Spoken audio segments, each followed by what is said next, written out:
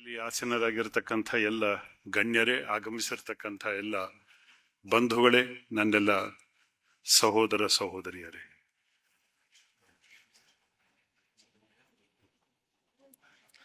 ಸಂಸ್ಕಾರೋತ್ಸವ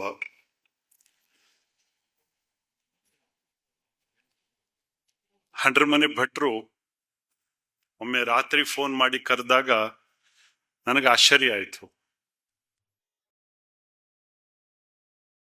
ಎಂತಹ ಅಯೋಗ್ಯನನ್ನ ಇವರು ಉದ್ಘಾಟನೆಗೆ ಕರೆದಿರಬಹುದು ಅಂತ.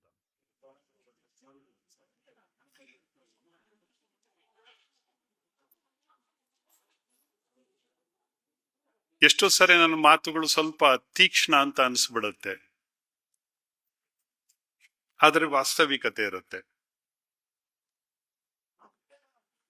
ನಾನು ಭಟ್ರ ಹತ್ರ ಅದನ್ನೇ ಕೇಳಿದೆ, ಭಟ್ರೆ ನೀವು ಕರೆದಿದ್ರಿ, ಆದ್ರೆ ಅದು ಎಲ್ಲಿಂದ ನನ್ನಲ್ಲಿ ಬ್ರಾಹ್ಮಣತ್ವ ನಿಮಗೆ ಕಂಡು ಬಂತು ಹೇಳಿ ಮೊದಲು ಅಂತ. ಏನೋ ದಿವಸದಲ್ಲಿ ಒಂದು ಸ್ವಲ್ಪ ಹೊತ್ತು ನಾನು ನಮ್ಮ ಪರಂಪರೆಗೆ ಸಂಬಂಧಪಟ್ಟಂತೆ ವಿಷಯಗಳನ್ನ, ಚಟುವಟಿಕೆಗಳನ್ನ ನಡೆಸ್ತೀನಿ ಬಿಟ್ರೆ ಬಹುತೇಕ ನನ್ನ ಸ್ವಭಾವ ಕ್ಷತ್ರಿಯ ಸ್ವಭಾವ. ಇವತ್ತಿನ ವೃತ್ತಿ ವೈಶ್ಯ ವೃತ್ತಿ. ಸಮಾಜದ ಕೆಲಸವನ್ನು ಮಾಡಬೇಕಾದ್ರೆ ನಾನು ಶೂದ್ರನಾಗಿದ್ದೆ. ಬ್ರಾಹ್ಮಣತ್ವ ಎಲ್ಲಿ ಕಂಡು ಬಂತು?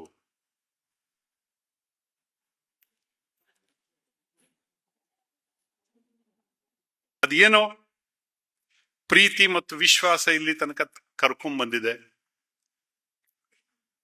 ತಮ್ಮೆಲ್ಲರ ಆ ಮತ್ತು ಪ್ರೀತಿ ವಿಶ್ವಾಸಕ್ಕೆ ನಾನು ತಲೆ ಬಾಗಿಸ್ತೇನೆ.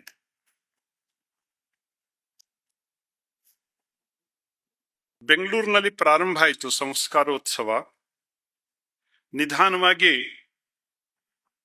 ಎಲ್ಲ ಕಡೆ ಅದರ ಹರಿವು ಹೊರಟಿದೆ.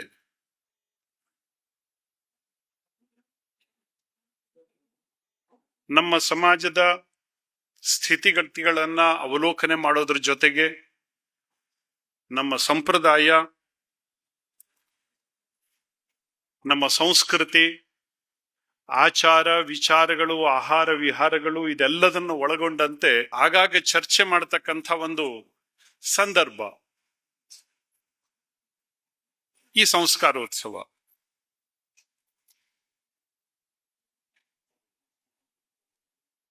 ಎಷ್ಟೋ ಸರಿ ನಮ್ಮ ಅನೇಕ ಹಿರಿಯರನ್ನ ಮಾತಾಡಿದಾಗ, ಸಮಾಜದ ಅನೇಕ ಗಣ್ಯರನ್ನ ಮಾತಾಡಿದಾಗ ಅವರೆಲ್ಲರೂ ಹೇಳ್ತಾರೆ, ಇಲ್ಲಿಯೂ ಕೂಡ ಪರಿಸ್ಥಿತಿ ಏನು ಬದಲಾಗಿದೆ ಅಂತ ಏನಿಲ್ಲ. ಸಾಮಾನ್ಯವಾಗಿ ಈ ತರ ಸಭೆ ಸಮಾರಂಭಗಳಲ್ಲಿ ಮಧ್ಯ ವಯಸ್ಸು ತಪ್ಪಿದರೆ ಮಧ್ಯ ವಯಸ್ಸಿನಿಗಿಂತ ಸ್ವಲ್ಪ ಮೇಲ್ಪಟ್ಟವರು ಮಾತ್ರ ಭಾಗವಹಿಸ್ತಾರೆ ಬಿಟ್ರೆ ಯಂಗರ್ ಜನರೇಷನ್, ತಾರುಣ್ಯ, ಆ ಸಂಖ್ಯೆ ತುಂಬಾ ಕಡಿಮೆ.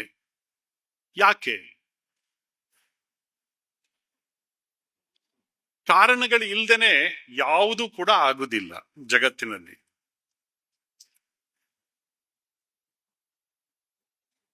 ಕಾಲದ ಸಾಕ್ಷಿ ಇರತ್ತೆ, ಅದಕ್ಕೊಂದು ಕಾರಣ ಇರತ್ತೆ, ಆಗ್ಲೇನೆ ಕಾರ್ಯ ಸಂಭವಿಸ್ತಕ್ಕಂಥದ್ದು. ಕಾಲ, ಕಾರ್ಯ, ಕಾರಣ ಇದಿಲ್ದೇನೆ ಜಗತ್ತಿನಲ್ಲಿ ಯಾವುದೂ ಕೂಡ ನಡೆಯೋದೇ ಇಲ್ಲ.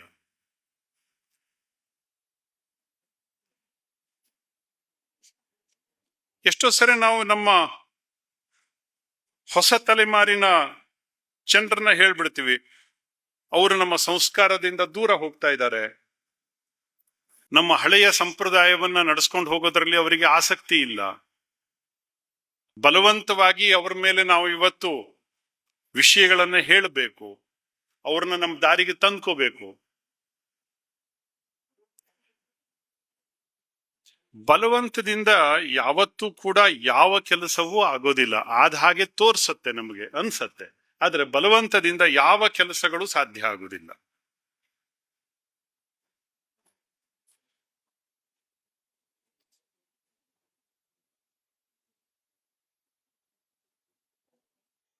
ಆ ಹೊಸ ತಲೆಮಾರನ್ನ ಇಲ್ಲಿ ನಾವು ತರಬಹುದಾಗಿರುವಂತಹದ್ದು ಹೇಗೆ? ಯಾರು ಹೇಳ್ಬೇಕಿದನ್ನ? ಹೇಗೆ ಹೇಳಬೇಕು? ಯಾವ ಸಂದರ್ಭದಲ್ಲಿ ಹೇಳಬೇಕು, ಎಲ್ಲಿ ಹೇಳಬೇಕು, ಇದೆಲ್ಲದೂ ದೊಡ್ಡ ಪ್ರಶ್ನೆಗಳೇ. ಯಾರೋ ಒಂದಿಬ್ರು ನನ್ನ ಮಾತನ್ನ ಕೇಳ್ತಾರೆ ಅಂತಾದ್ರೆ ಅದ್ರಲ್ಲಿ ನನ್ನ ಹಿರಿತನ ಇದೆ ಅಂತಲ್ಲ. ಬದಲಾಗಿ ಆ ಮಾತಿನ ಹಿಂದ್ಗಡೆ ಒಂದು ತಪಸ್ಸಿದೆ ಅಂತ ಅರ್ಥ. ಮನೆಯಲ್ಲಿ ನಮ್ಮ ಮಕ್ಕಳು ನಮ್ಮ ಮಾತನ್ನ ಕೇಳಬೇಕು ಅಂತ ಆದ್ರೆ, ಕ್ಷಮಿಸ್ಬಿಡಿ, ಕೆಲವೊಬ್ಬರಿಗೆ ಚುಚ್ಚತ್ತೆ. ಮನೆಯಲ್ಲಿ ನಮ್ಮ ಮಕ್ಕಳು ನಮ್ಮ ಮಾತನ್ನ ಕೇಳಬೇಕು ಅಂತ ಆದ್ರೆ ಅವರಿಗೆ ನಾವು ಹೇಳೋ ಪಾಠ ಹಿಡಿಸೋದಿಲ್ಲ, ಬದಲಾಗಿ ನಮ್ಮ ನಡತೆಯನ್ನ ನೋಡ್ತಾರೆ.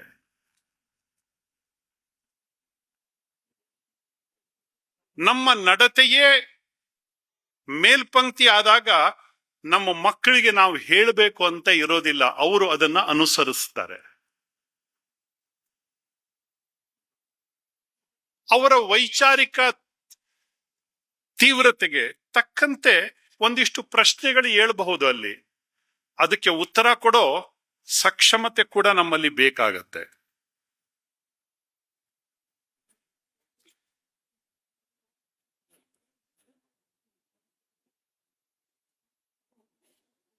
ನಾನು ಎಷ್ಟೋ ಕಡೆ ಸುಮ್ಮನೆ ಹೀಗೆ ಚರ್ಚೆ ಮಾಡ್ತಾ ಇದ್ದೆ, ಬದುಕಿನಲ್ಲಿ ಗುರಿ ಏನು? ಬಹುತೇಕ ಜನರಿಗೆ ಬದುಕೇ ಗುರಿ. ಬದುಕಿನಲ್ಲಿ ಗುರಿ ಅಂತ ಅಂದ್ರೆ ಅವ್ರು ಸ್ವಲ್ಪ ಕನ್ಫ್ಯೂಸ್ ಆಗ್ಬಿಡ್ತಾರೆ. ಬದುಕೇ ಅವರ ಗುರಿ. ಈ ತರ ಇದ್ದಾಗ ನಮ್ಮ ಮಕ್ಕಳು ನಮ್ಮ ಮಾತನ್ನ ಕೇಳ್ತಾರೆ ಅಂತಕ್ಕಂಥ ಭ್ರಮೆ ಇಟ್ಕೊಳ್ಳೋದು ಬೇಡ. ಎಲ್ಲಿ ತನಕ ನಮ್ಮ ಬದುಕಿನಲ್ಲಿ ಬದುಕೇ ಗುರಿಯಾಗಿರುತ್ತೆ, ಅಲ್ಲಿ ತನಕ ನಮ್ಮ ಮಕ್ಕಳು ನಮ್ಮ ಮಾತನ್ನ ಕೇಳ್ತಾರೆ ಅಂತಕ್ಕಂಥ ಭರವಸೆ ಬೇಡ. ಬದಲಾಗಿ ಬದುಕಿನಲ್ಲಿ ಒಂದು ಗುರಿ ಇದೆ, ಒಂದು ಧ್ಯೇಯ ಇದೆ ಅಂತ ಯಾರ ಬದುಕಿನಲ್ಲಿ ಇರ್ತದೋ ಅಂಥವ್ರು ಮಕ್ಕಳಿಗೆ ಉಪದೇಶವನ್ನ ಮಾಡಬೇಕಾಗಿಲ್ಲ.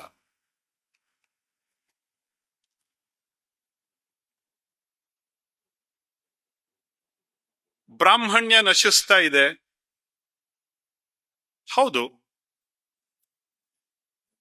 ಆಚಾರ ವಿಚಾರಗಳಲ್ಲಿ ಎಲ್ಲದರಲ್ಲಿಯೂ ಕೂಡ ನಮ್ಮತನವನ್ನ ನಾವು ನಿಧಾನವಾಗಿ ಕಳ್ಕೊಂಡು ದೂರ ಹೋಗ್ತಾ ಇದೀವಿ. ಇದ್ದಿದ್ರಲ್ಲೇ ಒಂದು ಚೂರು ಪಾರಿ ಹಿಡ್ಕೊಂಡು ಎಳೆದಾಡ್ತಾ ಇದೀವಿ ಅಷ್ಟನೇ.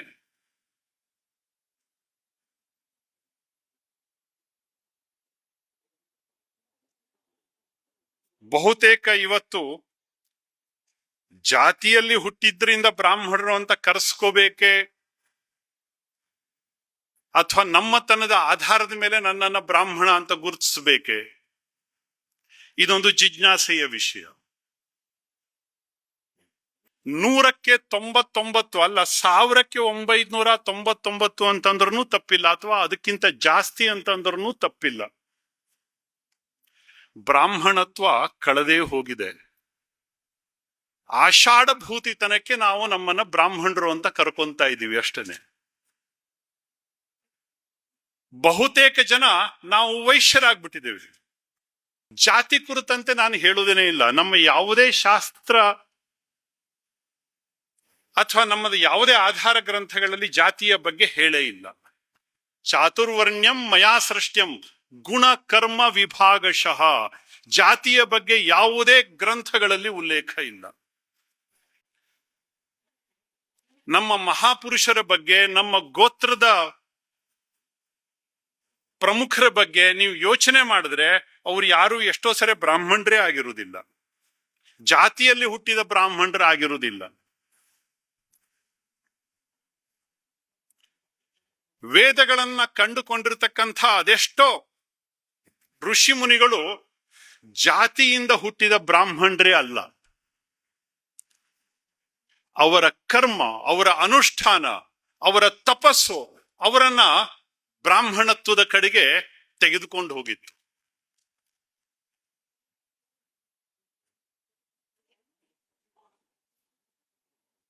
ಋಗ್ವೇದದಲ್ಲಿ ಐತರೇಯ ಬ್ರಾಹ್ಮಣ ಬರುತ್ತೆ, ಐತರೇಯ ಉಪನಿಷತ್ತು ಬರುತ್ತೆ. ಐತರೇಯ ಅವನೊಬ್ಬ ಮಾದಿಗರ ಕುಲದಲ್ಲಿ ಹುಟ್ಟಿರ್ತಕ್ಕಂಥ ವ್ಯಕ್ತಿ, ಆದರೆ ಆತ ಬ್ರಾಹ್ಮಣನಾದ. ಹೇಗಾದ?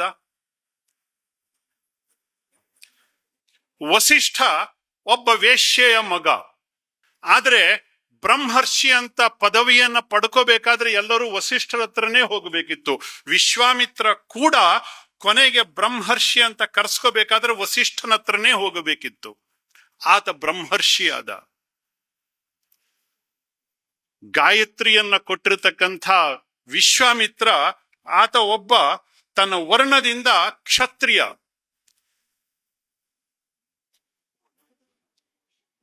ತಪಸ್ಸಿನ ಪರಿಣಾಮವಾಗಿ ಆತ ಬ್ರಹ್ಮತ್ವವನ್ನು ಪಡೆದ.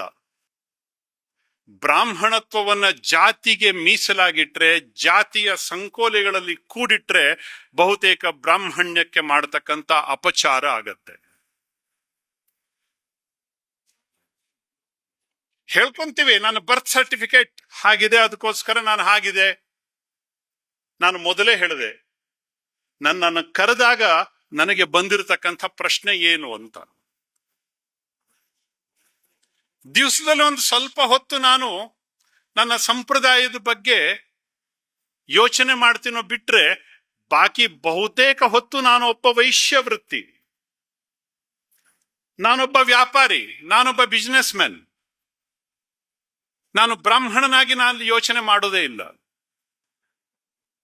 ಸಮಾಜದ ಕೆಲಸ ಮಾಡಬೇಕಾದಾಗ ನಾನೊಬ್ಬ ಶೂದ್ರನೇ ಆಗಿದ್ದೆ. ಶೂದ್ರ ಅಂತಂದ್ರೆ ಎಷ್ಟೋ ಜನರ ತಲೆಯಲ್ಲಿ ಒಂದು ಕ್ಷುಲ್ಲಕ ವಿಚಾರ ಬರುತ್ತೆ. ಪುರುಷ ಸೂಕ್ತದ ಒಂದು ಮಂತ್ರವನ್ನ ಹಿಡ್ಕೊಂಡು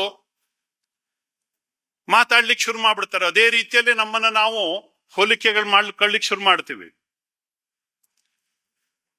ಬ್ರಾಹ್ಮಣ ಅಂತಂದ್ರೆ ಅತ್ಯಂತ ಮೇಲ್ನವನು, ಶೂದ್ರ ಅಂತಂದ್ರೆ ಕೆಳಗನವನು.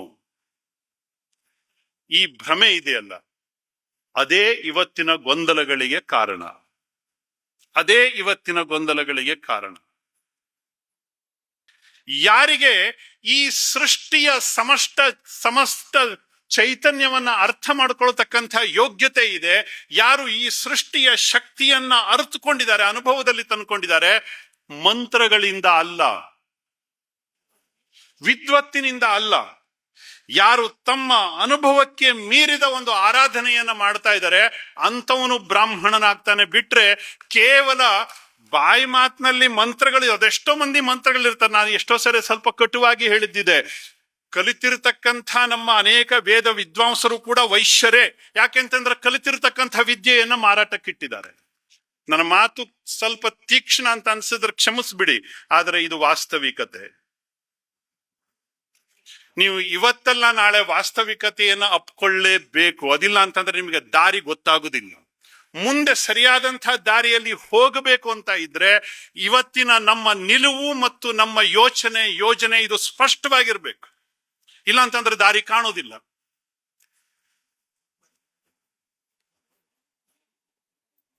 ಯಾರು ಸೇವೆ ಮಾಡ್ತಾರೆ, ಅದು ಬೇರೆ ಕಂಪನಿಗಳಲ್ಲಿ ಹೋಗಿ ಕೆಲಸ ಮಾಡಿರಬಹುದು ಅಥವಾ ಮತ್ತೆಲ್ಲಿಯೋ, ಯಾರು ಸೇವೆ ಮಾಡ್ತಾರೆ ನಿಷ್ಕಾಮ ಕರ್ಮದಿಂದ ಸೇವೆ ಮಾಡ್ತಾರೆ, ಏನನ್ನೂ ಅಪೇಕ್ಷೆ ಪಡದೇನೆ ಸೇವೆ ಮಾಡ್ತಾರೆ, ಕರ್ಮಯೋಗಿಗಳಾಗಿ ಯಾರು ಸೇವೆ ಮಾಡ್ತಾರೆ ಅಂಥವನು ಶೂದ್ರ ಅನ್ಕೊಳ್ಳಿಕ್ಕೆ ಅವನಿಗೆ ಯೋಗ್ಯತೆ ಬರುತ್ತೆ. ಇವತ್ತಿನ ದಿವಸದಲ್ಲಿ ನಮ್ಮ ಅದೆಷ್ಟೋ ಯುವಕ ಯುವತಿಯರಿಗೆ ಶೂದ್ರ ಅಂತ ಕರೆಸ್ಕೊಳ್ಳಿಕ್ಕೂ ಯೋಗ್ಯತೆ ಇಲ್ಲ. ಯಾಕೆಂತಂದ್ರೆ ಅಪೇಕ್ಷೆ ಪಡ್ತಾ ಇದ್ದಾರೆ. ಒಬ್ಬ ಕರ್ಮಯೋಗಿ ತಾನು ಶೂದ್ರ ಅಂತ ಹೆಮ್ಮೆಯಿಂದ ಕರ್ಕೋಬಹುದು. ನನಗೇನು ಗೊತ್ತಿಲ್ಲ, ನನಗೆ ಬ್ರಹ್ಮ ಗೊತ್ತಿಲ್ಲ, ನನಗೆ ವಿಚಾರ ಗೊತ್ತಿಲ್ಲ, ಆಚಾರ ಗೊತ್ತಿಲ್ಲ, ಏನು ಗೊತ್ತಿಲ್ಲ, ನನಗೆ ಸೇವೆ ಮಾಡ್ತಕ್ಕಂಥದ್ದು ಮಾತ್ರ ಗೊತ್ತು. ಕರ್ಮಣ್ಯೇ ವಾಧಿಕಾರಾಸ್ತೆ ಮಾ ಫಲೇಶು ಕದಾಚನ, ಇಷ್ಟು ಮಾತ್ರ ತನಗೆ ಗೊತ್ತಿದೆ ಅಂತಂದ್ರೆ ಅವನೊಬ್ಬ ಶೂದ್ರ ಅಂತ ಕರೆಸ್ಕೊಳ್ಳಿಕ್ಕೆ ಅವನಿಗೆ ಯೋಗ್ಯತೆ ಇದೆ.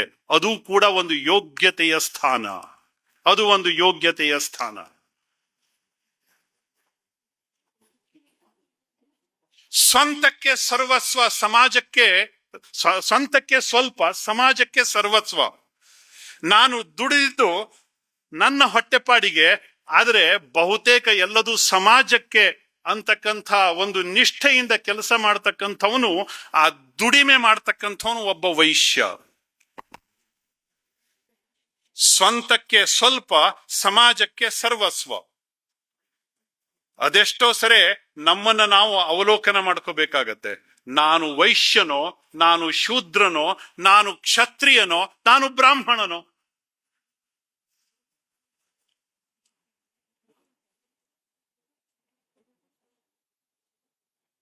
ಬ್ರಾಹ್ಮಣತ್ವ ಇದೊಂದು ಅರ್ಹತೆ, ಇದೊಂದು ಯೋಗ್ಯತೆ, ಇದೊಂದು ಜಾತಿ ಅಲ್ಲ. ಯಾರಾದರೂ ಇದನ್ನ ಜಾತಿ ಅಂತ ಪರಿಗಣಿಸಿದ್ದಿದ್ರೆ ಅದು ಬಹುತೇಕ ಅವರ ಮೂರ್ಖತನ. ಅದಕ್ಕಿಂತ ಮೇಲ್ಗಡೆ ಯೋಚನೆ ಮಾಡ್ಲಿಕ್ಕೆ ಅವರಿಗೆ ಯೋಗ್ಯತೆ ಇಲ್ಲ ಅಂತ ಅರ್ಥ. ಜಾತಿಯಿಂದ ಹೊರಗಡೆ ಬಂದು ಯೋಚನೆ ಮಾಡ್ಲಿಕ್ಕೆ ಅವರಿಗೆ ಯೋಗ್ಯತೆ ಇಲ್ಲ ಅಂತ ಅರ್ಥ. ಬ್ರಾಹ್ಮಣತ್ವ ಅದೊಂದು ಯೋಗ್ಯತೆ, ಅದೊಂದು ಆದರ್ಶ. ಸಮಸ್ತ ಸೃಷ್ಟಿಯ ಚೈತನ್ಯವನ್ನ ಅರ್ಥ ಮಾಡ್ಕೊಳ್ತಕ್ಕಂಥ, ಅನುಭವಕ್ಕೆ ತಂದ್ಕೊಳ್ತಕ್ಕಂಥ, ಅದರೊಂದಿಗೆ ಬದುಕ್ತಕ್ಕಂಥ, ಅದೇ ಆಗಿ ಬದುಕ್ತಕ್ಕಂಥ ಒಂದು ವಿಶಿಷ್ಟ ಸ್ಥಿತಿ ಬ್ರಾಹ್ಮಣತ್ವ. ಸ್ವಲ್ಪ ಎದೆ ಮುಟ್ಟಿ ನೋಡ್ಕೊಂಡ್ರೆ ಗೊತ್ತಾಗತ್ತೆ ನಾವು ಎಷ್ಟರ ಮಟ್ಟಿನ ಬ್ರಾಹ್ಮಣರು ಅಂತ. ನಾವು ನಿಜವಾದಂತಹ ಬ್ರಾಹ್ಮಣರೋ, ವೈಶ್ಯ ಬ್ರಾಹ್ಮಣರೋ, ಕ್ಷತ್ರಿಯ ಬ್ರಾಹ್ಮಣರೋ ಅಥವಾ ಶೂದ್ರ ಬ್ರಾಹ್ಮಣರೋ ಅನ್ನುವಂಥದ್ದನ್ನ ನಮಗ ನಾವು ಪ್ರಶ್ನೆ ಕೇಳ್ಕೋಬೇಕು.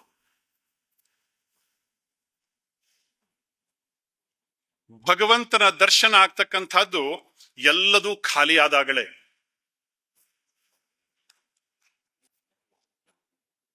ಮನಸ್ಸಿನಲ್ಲಿ ಏನೋ ಒಂದು, ಇತ್ತೀಚೆಗೆ ತಾನೇ ಪದ್ಯಾಣದಲ್ಲಿ ಒಂದು ಮಾತನ್ನು ಹೇಳಿದ್ದೆ, ದೇವಸ್ಥಾನಗಳಿಗೆ ಹೋಗ್ತೀವಿ, ದೇವಸ್ಥಾನಗಳಲ್ಲಿ ಕೈ ಮುಗಿತೀವಿ, ಬರ್ತೀವಿ, ಅದು ಕೊಡು, ಇದು ಕೊಡು, ಹಾಂಗ್ ಕೊಡು, ಹಿಂಗ್ ಮಾಡು, ನಂಗೆ ಆ ಕಷ್ಟ ಇದೆ, ಈ ಕಷ್ಟ ಇದೆ ಅಂತ 108 ಭಗವಂತನ ಹತ್ರ ಅವನಿಗೆ ಕೇಳ್ತಾನೋ ಇಲ್ಲೋ ಗೊತ್ತಿಲ್ಲ, ಅವನು ಕೇಳುದಿಲ್ಲ. ಯಾಕಂದ್ರೆ ಅವನೊಬ್ಬ ಗುಮಾಸ್ತ ಅಲ್ಲ.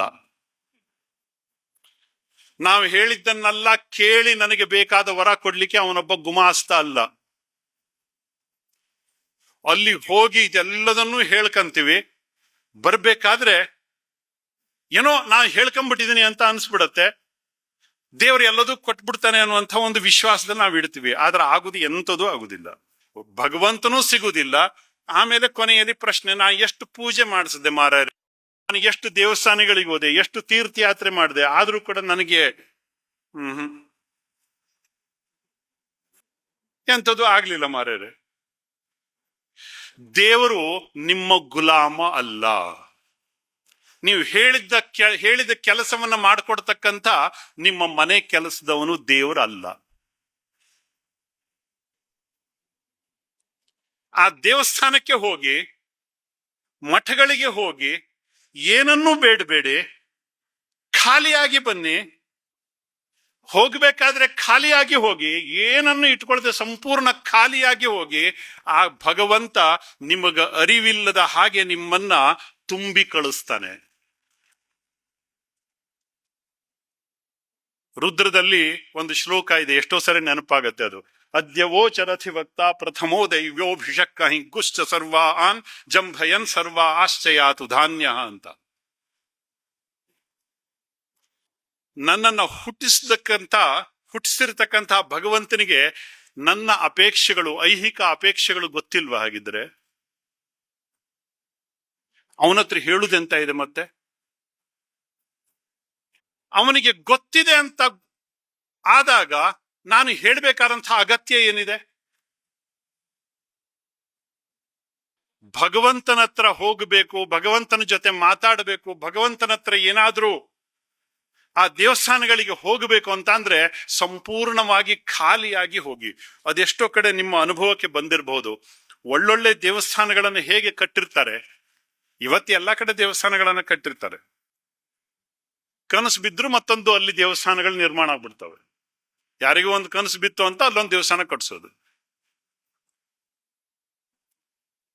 ಒಳ್ಳೆಯ ದೇವಸ್ಥಾನಗಳಿಗೆ, ನಮ್ಮ ಶಕ್ತಿ ಪೀಠಗಳಿಗೆ ಹೋದಾಗ, ನಮ್ಮ ಜ್ಯೋತಿರ್ಲಿಂಗಗಳಿಗೆ ಹೋದಾಗ,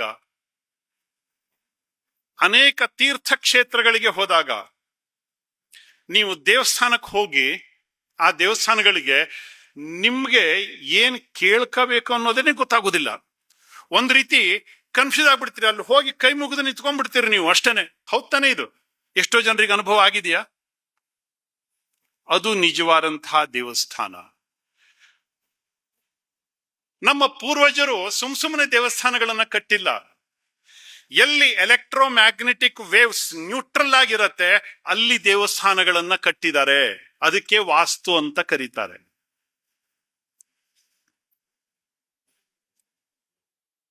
ಎಲ್ಲಿ ಶಕ್ತಿಯ ಹರಿವು ಅತ್ಯಂತ ಪ್ರಖರವಾಗಿರತ್ತೆ ಆ ಜಾಗಗಳನ್ನ ಅವರು ಗುರುತಿಸಿದ್ರು, ಅಲ್ಲಿ ದೇವಸ್ಥಾನಗಳನ್ನ ಕಟ್ಟಿದ್ರು. ಎಲ್ಲೆಲ್ಲೋ ಜಾಗ ಇದೆ ಅಂತ ದೇವಸ್ಥಾನಗಳನ್ನ ಕಟ್ಟಿಲ್ಲ. ಎಲ್ಲೆಲ್ಲೋ ಜಾಗ ಇದೆ ಅಂತ ದೇವಸ್ಥಾನವನ್ನ ಕಟ್ಟಿಲ್ಲ. ನನಗೆ ದುಡ್ಡಿದೆ ಅಂತ ಅಹಂಕಾರದಲ್ಲಿ ದೇವಸ್ಥಾನವನ್ನ ಕಟ್ಟಿಸಿಲ್ಲ. ಕೆಲವೊಂದು ದೇವಸ್ಥಾನಗಳಿಗೆ ಹೋದಾಗ, ಕೆಲವೊಂದು ಸ್ಥಾನಗಳಿಗೆ ಹೋದಾಗ, ಕೆಲವೊಂದು ಮಹಾಪುರುಷರ ಸನ್ನಿಧಾನದಲ್ಲಿ ಹೋದಾಗ ಮನಸ್ಸು ಮೌನ ಆಗ್ಬಿಡತ್ತೆ.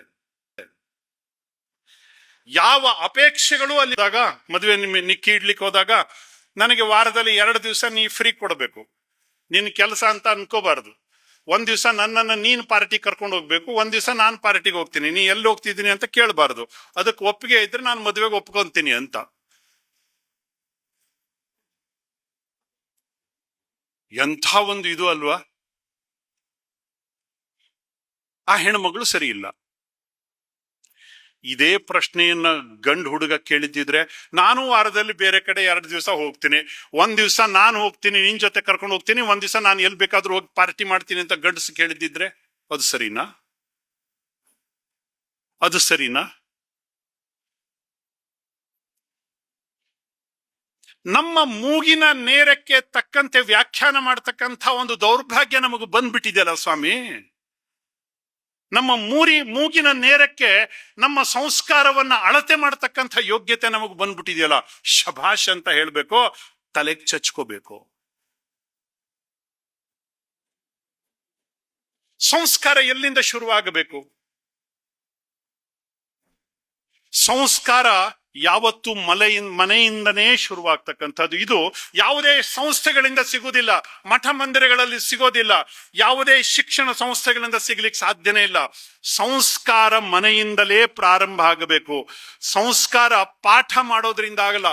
ಮಗನೇ ಹಾಂಗ್ ಮಾಡು, ಹಿಂಗ್ ಮಾಡು, ಅಷ್ಟು ಜಪ ಮಾಡು, ಈ ಸಂಧ್ಯಾ ವಂದನೆ ಮಾಡು, ಪೂಜೆ ಮಾಡು, ಆ ಕೆಲಸ ಮಾಡು.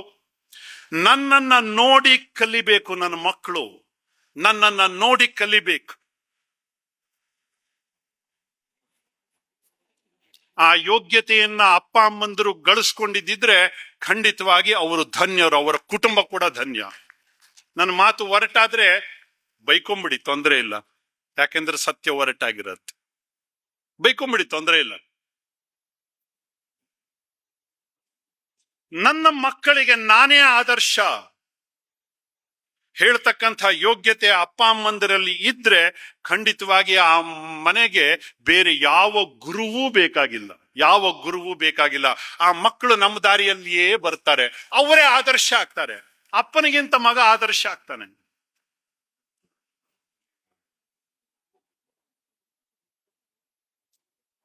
ಸಂಸ್ಕಾರವನ್ನ ಕೊಡಬೇಕಾದ್ರೆ ಆ ಯೋಗ್ಯತೆ ಬೇಕು. ಅದು ಪಾಠದಿಂದ ಅಲ್ಲ, ಮೇಲ್ಪಂಕ್ತಿಯಿಂದ, ಆದರ್ಶದಿಂದ. ಯಾವ ವಿಷಯದಲ್ಲಿ ನಮ್ಮ ಮಕ್ಕಳಿಗೆ ಸಂಸ್ಕಾರ ಬೇಕು ಅಂತ ನಮಗೆ ಅನಿಸ್ತದೋ ಆ ಯೋಗ್ಯತೆ ನಮಗಿದೆಯಾ ಯೋಚನೆ ಮಾಡೋಣ. ಆ ಯೋಗ್ಯತೆ ನಮಗಿದೆಯಾ ಅಂತ ಯೋಚನೆ ಮಾಡೋಣ. ಇಷ್ಟು ಮಾತ್ರ ಹೇಳಬಲ್ಲೆ, ಅನಂತ್ ಕುಮಾರ್ ಹೆಗಡೆ ಸುಮ್ಮನೆ ಶಬ್ದಗಳನ್ನ ಮಾತಾಡೋದಿಲ್ಲ. ಇತ್ತೀಚೆಗೆ ತಾನೇ ನನ್ನ ಮಗ ಅಕ್ಷರ ಗಾಯತ್ರಿ ಮಾಡ್ತೀನಿ ಅಂತ ಅಂದ. ಅವನು ಸಿಂಗಾಪುರದಲ್ಲಿ ಓದ್ತಾ ಇದ್ದಾನೆ. ಅಕ್ಷರ ಗಾಯತ್ರಿ ಮಾಡ್ತೀನಿ ನಾಪ ಅಂತ ಅಂದ. ನಾ ಹೇಳಿದೆ, ಇದು ಆಗುದಿಲ್ಲ, ನೀ ಸುಮ್ಮನೆ ಕಷ್ಟಪಡಬೇಡ, ಎಜುಕೇಶನ್ ಮುಗಿಸ್ಕೊಂಡು ಬಂದು ನೀ ಅಕ್ಷರ ಗಾಯತ್ರಿ ಮಾಡು. ಆಯ್ತು, ಒಂದು 2-3 ವರ್ಷ ಆಯ್ತು, ಕಂಟಿನ್ಯೂ ಮಾಡ್ತಾ ಇದ್ದಾನೆ, ಲಕ್ಷಾಂತರ ಗಾಯತ್ರಿ ಮಾಡ್ತಾ ಇದ್ದಾನೆ. ಅವನಿಗೆ ಅಕ್ಷರ ಗಾಯತ್ರಿ ಮಾಡ್ಬೇಕು ಅಂತ ನಾನು ಹೇಳಿದ್ರು ಕೇಳಿಲ್ಲ, ಮಾಡ್ಲಿಕ್ಕೆ ಶುರು ಮಾಡಿದ್ದಾನೆ. ನಾನೇನು ಒಂದೇ ದಿವಸ ಕುತ್ಕೊಂಡು ಮಾಡೋದಿಲ್ಲ, ದಿವಸ ಇಷ್ಟಿಷ್ಟಂತೆ ಮಾಡ್ತೀನಿ, ಆದ್ರೆ ಮಾಡ್ಬೇಕು ನಾನು. ಅವನಿಗೆ ನಾನು ಮಾಡು ಅಂತ ಹೇಳಿಲ್ಲ, ಖಂಡಿತವಾಗಿ ನಾನು ಹೇಳಿಲ್ಲ. ಯಾರ ಹತ್ರ ಉಪದೇಶವನ್ನು ಕೂಡ ಕೊಡಿಸಿಲ್ಲ.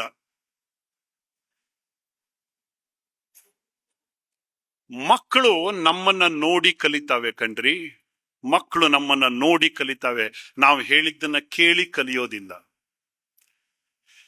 ಶಿಕ್ಷಣ ಸಂಸ್ಥೆಗಳಲ್ಲಿ ಮಾಡಿರ್ತಕ್ಕಂಥ ಪಾಠ ಅದು ಕೆಲವೇ ಕ್ಷಣಗಳು. ಆ ಸರ್ಟಿಫಿಕೇಟ್ ಗಳಿಸ್ಕೊಳ್ಳಿಕ್ಕೋಸ್ಕರ ನೀ ಏನು ಓದಿದ್ದೆ ಅಂತ ಕೇಳಿದ್ರೆ ಅವನ ತಲೆಯಲ್ಲಿ ನೆನಪಿರುವುದಿಲ್ಲ. ಆದ್ರೆ ಮನೆಯಲ್ಲಿ ಸಿಕ್ಕಿರತಕ್ಕಂಥ ಸಂಸ್ಕಾರ ಆ ಮನುಷ್ಯ ಒಳ್ಳೆಯವನೋ ಕೆಟ್ಟವನೋ ಅನ್ನೋದನ್ನ ಸಮಾಜದಲ್ಲಿ ಸಾಬೀತು ಮಾಡುತ್ತೆ. ಒಬ್ಬ ಒಳ್ಳೆ ಮನುಷ್ಯ, ಒಬ್ಬ ಬದ್ಮಾಶ್ ಮನುಷ್ಯ, ಇದು ದೃಢೀಕರಣ ಆಗ್ತಕ್ಕಂಥದ್ದು ನನಗೆ ವಿಶ್ವವಿದ್ಯಾಲಯದ ಸರ್ಟಿಫಿಕೇಟ್ನಿಂದ ಅಲ್ಲ, ಬದಲಾಗಿ ಮನೆಯಿಂದ ಸಿಕ್ಕ ಸಂಸ್ಕಾರದಿಂದ. ಮನೆಯಲ್ಲಿ ಸಂಸ್ಕಾರವನ್ನು ಹೇಗೆ ಕೊಡ್ತೀವಿ? ಎಷ್ಟೋ ಸರಿ ನಮ್ಮ ಅಪ್ಪ ಅಮ್ಮಂದರಿಗೆ ಎಷ್ಟೊಂದು ದೊಡ್ಡ ಸೀರಿಯಸ್ ಆಗಿರ್ತಾರೆ ಅಂತಂದ್ರೆ ಮನೆಯಲ್ಲಿ ಎಲ್ಲ ದೇವರ ಕಾರ್ಯ ನಾವೇ ಮಾಡ್ಬೇಕು ಅಂತ ಮಕ್ಕಳನ್ನು ಕುಂಡ್ರಿಸಿ ಮಾಡಿಸೋದಿಲ್ಲ.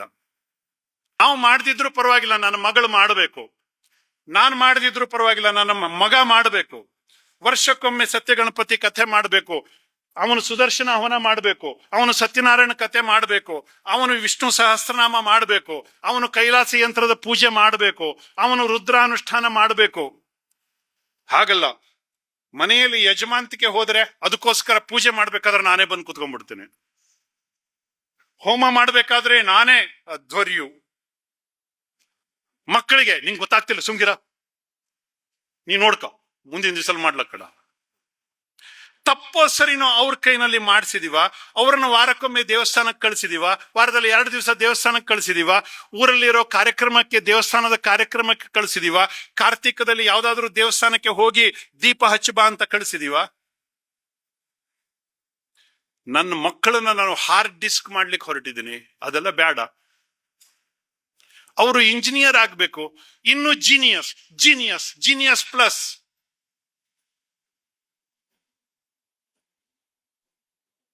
ನಮಗೆ ಇಲ್ಲದೆ ಇರತಕ್ಕಂಥ ಸಂಸ್ಕಾರ ಮಕ್ಕಳಿಂದ ಹೇಗ್ರಿ ಯೋಚನೆ ಮಾಡ್ತೀವಿ?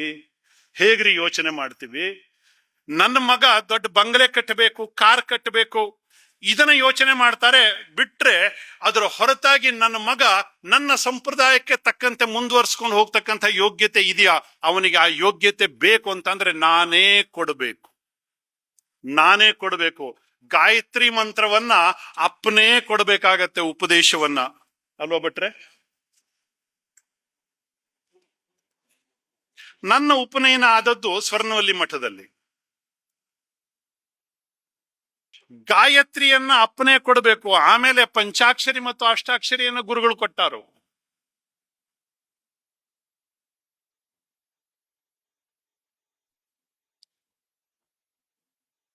ಈ ಉದ್ಘಾಟಕರನ್ನ ಯಾಕಾರು ಕರೆಸಿದ್ವೋ?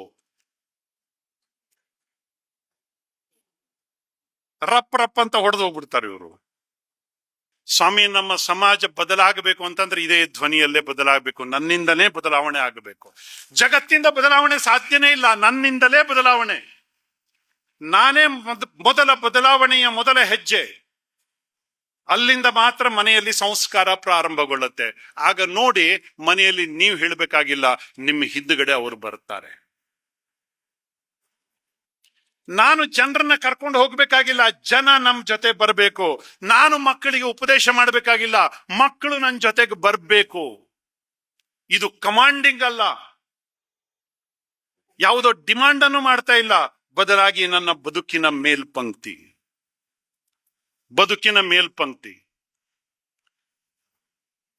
ದೊಡ್ಡ ದೊಡ್ಡ ವಿದ್ವತ್ ಸಭೆಗಳಲ್ಲಿ ಸಂಸ್ಕಾರ ಸಿಗೋದಿಲ್ಲ, ಪಾಠಗಳಲ್ಲಿ ಸಂಸ್ಕಾರ ಸಿಗೋದಿಲ್ಲ, ಸರ್ಟಿಫಿಕೇಟ್ಗಳಲ್ಲಿ ಸಂಸ್ಕಾರ ಸಿಗೋದಿಲ್ಲ. ನಿತ್ಯದ ಆಚರಣೆಯಲ್ಲಿ ಸಂಸ್ಕಾರ ಸಿಗತ್ತೆ. ನಿತ್ಯದ ಆಚರಣೆಯಿಂದ ಮಕ್ಕಳು ಕಲಿತಾರೆ, ಅವರು ನೋಡಿ ಕಲಿತಾರೆ, ಹೇಳಿ ಕೇಳಿ ಕಲಿಯೋದಿಲ್ಲ.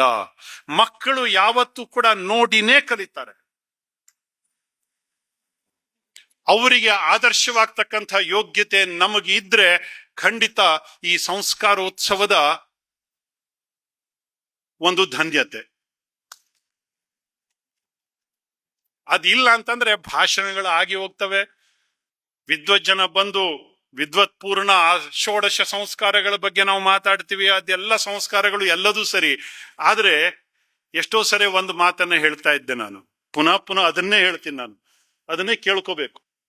ಮೂರು ಸಾಗರ 100 ಮಂದಿರ ದೈವ ಸಾಸಿರವಿದ್ದರೆ, ಗಂಗೆ ಇದ್ದರೆ, ತುಂಗೆ ಇದ್ದರೆ, ವರ ಹಿಮಾಲಯವಿದ್ದರೆ, ವೇದವಿದ್ದರೆ, ಶಾಸ್ತ್ರವಿದ್ದರೆ, ಸ್ಮೃತಿ ಪುರಾಣಗಳಿದ್ದರೆ, ಏನು ಸಾರ್ಥಕ ಮನೆಯ ಮಕ್ಕಳೇ ಮಲಗಿ ನಿದ್ರಿಸುತ್ತಿದ್ದರೆ.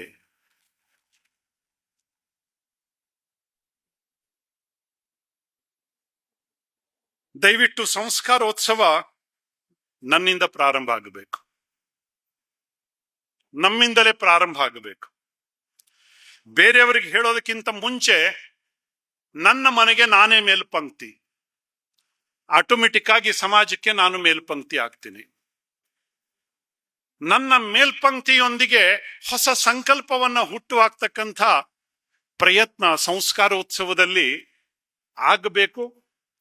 ಎಷ್ಟು ಜನ, ನಮ್ಗೆ ಕಷ್ಟ ನಷ್ಟ ಎಲ್ಲದೂ ಇರುತ್ತೆ ಕಣ್ರಿ. ಯಾರಿಗೆ ಕಷ್ಟ ಇಲ್ಲ? ಹುಟ್ಟಿದವನಿಗೆ ಎಲ್ಲರಿಗೂ ಕಷ್ಟ ಇರುತ್ತೆ. ಹುಲಿಗೆ ಆನೆಗೆ ಆನೆಯ ಭಾರ ಇರುತ್ತೆ, ಇರುವಿಗೆ ಇರುವೆಯ ಭಾರ ಇರುತ್ತೆ. ಎಲ್ಲರಿಗೂ ಕಷ್ಟ ಇರುವುದೇನೆ ಅದು. ಯಾರಿಗೋ ದೊಡ್ಡ ಕಷ್ಟ ಸಣ್ಣ ಕಷ್ಟ ಅಂತ ಎಲ್ಲೂ ಇರುವುದೇ ಇಲ್ಲ. ಇರುವೆಗೆ ಇರುವೆಯೇ ಭಾರ, ಆನೆಗೆ ಆನೆಯ ಭಾರ. ಆಯ್ತು, ಮಕ್ಕಳಂತೂ ಹೊರಗಡೆ ಹೋಗ್ಬಿಟ್ಟಿದ್ದಾರೆ. ಬದಲಾಗಿ ಮುಂದಿನ ದಿವಸದಲ್ಲಾದ್ರೂ ಕೂಡ ನಮ್ಮ ಅಪ್ಪ ಇಂಥ ಒಂದು ಶ್ರೇಷ್ಠ ಕೆಲಸ ಮಾಡಿದ್ದ, ನಮ್ಮ ಅಮ್ಮ ಇಂಥ ಶ್ರೇಷ್ಠ ಕೆಲಸ ಮಾಡಿದ್ರು ಅನ್ನುವಂಥ ಒಂದು ಕಲ್ಪನೆಯನ್ನ ದೂರದ ಮಕ್ಕಳಿಗೆ ಕೊಡ್ತಕ್ಕಂಥ ಆದರ್ಶದ ಮೇಲ್ಪಂಕ್ತಿಯ ಸಂಕಲ್ಪ ಇವತ್ತಿಲ್ಲ ಆದ್ರೆ ಖಂಡಿತವಾಗಿ ಇದರಂಥ ಒಂದು ದೊಡ್ಡ ಸುದಿನ ಮತ್ತೊಂದಿಲ್ಲ. ನಾನು ಹೋದಲ್ಲಿ ಜಗತ್ತು ಬರಬೇಕು. ನಾನು ಏನ್ ಮಾಡ್ತೀನೋ ಹಾಗೆ ಜಗತ್ತು ಮಾಡಬೇಕು. ನಾನು ಏನ್ ಮಾತಾಡ್ತೀನೋ ಜಗತ್ತು ಹಾಗೆ ಮಾತಾಡಬೇಕು. ನಾನು ಹತ್ರ ಅಳಬೇಕು, ನಕ್ಕರೆ ನಗಬೇಕು. ಇದು ನನ್ನ ಸಂಕಲ್ಪ, ಇದು ಸಮಾಜದ ಸಂಕಲ್ಪ. ಆ ಒಂದು ದ್ವಿಶಕ್ತಿ ಎಲ್ಲಿದೆ? ನನ್ನ ಜೊತೆ ಜಗತ್ತನ್ನು ತೆಗೆದುಕೊಂಡು ಆ ದ್ವಿಶಕ್ತಿ ಎಲ್ಲಿ ತನಕ ಪ್ರಕಟ ಆಗೋದಿಲ್ಲ ನನ್ನ ವ್ಯಕ್ತಿತ್ವದಲ್ಲಿ, ಅಲ್ಲಿ ತನಕ ನನ್ನ ಬದುಕಿಗೆ ಒಂದು ಶೋಭೆ ಇರೋದಿಲ್ಲ. ನಾನು ಹತ್ರ ಅಳಬೇಕು, ನಕ್ಕರೆ ನಗಬೇಕು. ಗಾಯತ್ರಿ ಮಾಡೋದೇನಕ್ಕೆ? ಧಿಯೋ ಯೋನ ಪ್ರಚೋದಯ. ಮಂತ್ರಕ್ಕೆ ಮಾತ್ರ ಸೀಮಿತ ಆಗ್ಬಿಟ್ಟಿದೆ. ಆದ್ರೆ ಅಂತರ್ಯದ ದ್ವಿಶಕ್ತಿ ಏಳಬೇಕು ಮೇಲ್ಗಡೆ, ಇಡೀ ಸಮಾಜವನ್ನ ಆವರಿಸಬೇಕು. ಭೂರ್ಭುವ ಸ್ವಃ, ಈ ಜಗತ್ತಿನ 3 ಲೋಕಗಳಲ್ಲಿ ಇರತಕ್ಕಂತ ಒಂದು ಆ ಸೃಷ್ಟಿ ಚೈತನ್ಯ ನನ್ನ ಮುಖಾಂತರ ಆವಿರ್ಭೂತವಾಗಿ ಹೊರಗಡೆ ಬರಬೇಕು.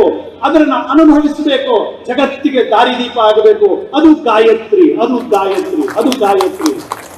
ಗಾಯತ್ರಿ ನಾಲಿಗೆಯ ತುದಿಯಲ್ಲ, ಬದಲಾಗಿ ಗಾಯತ್ರಿ ನನ್ನ ಆಚರಣೆಯಲ್ಲಿ, ಗಾಯತ್ರಿ ನನ್ನ ಅನುಭವದಲ್ಲಿ, ಅನುಭವಕ್ಕೆ ಮೀರಿರ್ತಕ್ಕಂಥ ಒಂದು ಸತ್ಯದ ದರ್ಶನ ಗಾಯತ್ರಿಯಿಂದ ನನಗೆ ಆಗತ್ತೆ, ನನ್ನ ಸಂಸ್ಕಾರದಿಂದ ನನಗೆ ಆಗತ್ತೆ ಅಂತಾದ್ರೆ ಆ ಜೀವನ ಧನ್ಯ. ಅಂಥ ಬದುಕಿಗೆ ನನ್ನ ಅನಂತ ಅನಂತ ಪ್ರಣಾಮಗಳನ್ನು ಸಲ್ಲಿಸಿ ವೇದಿಕೆಯಲ್ಲಿ ಕರೆದು ನುಡಿಗಳನ್ನು ಹಂಚಿಕೊಳ್ಳಿಕ್ಕೆ ಅವಕಾಶ ಕೊಟ್ಟಿರ್ತಕ್ಕಂಥ ಎಲ್ಲರಿಗೂ ಒಂದು ನನ್ನ ಮಾತನ್ನು ಮುಗಿಸ್ತೀನಿ. ವಂದನೆಗಳು.